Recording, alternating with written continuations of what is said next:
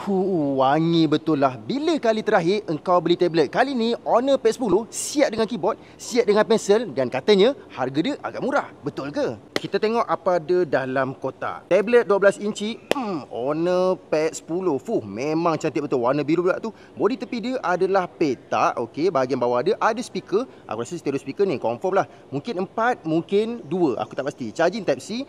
Yang sini aku cari satu lubang slot SIM card, tak jumpa. Mungkin Wi-Fi version only. Dan bahagian atas ni pun ada speaker juga. Dan ini bahagian kamera dia. Kalau korang nampak ada satu ketul kamera dan satu lagi ni aku tak tahu benda apa. Mungkin flash code atau mungkin sensor, mungkin. Kotak yang kedua pula, kotak keyboard. Material keyboard ni aku rasa macam PVC kot. Okey, cantik juga. Dia keras-keras kan, dia macam bergetah sikit. Okey, lepas tu bahagian dalam ni adalah keyboard.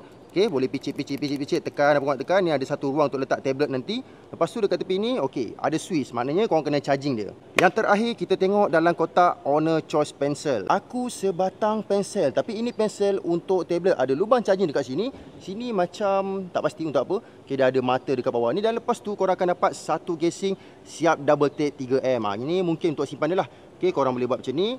Simpan dekat dalam dan double tape dekat keyboard mungkin ataupun dekat casing. Aku dah connect pensel dengan keyboard dekat tablet Honor ni. Pengalaman menggunakan pensel dekat tablet ni bagi aku agak menarik. Menaik dekat keyboard ni pun menarik juga. Yang ni best. Ada Magic Portal. Kalau pakai tablet, kalau tak ada benda ni memang susah. Bateri dia besar weh, 10,100 mAh. Jadi itu sajalah video aku pasal tablet yang terbaru daripada Honor ni, Honor Pad 10. Bagi aku harga dia agak berbaloi. Cuma kalau korang tahu lebih lagi pasal tablet ni, like, comment, share, repost. Kita jumpa dekat video lagi satu. Panas sebenarnya pakai jaket tengah hari ni.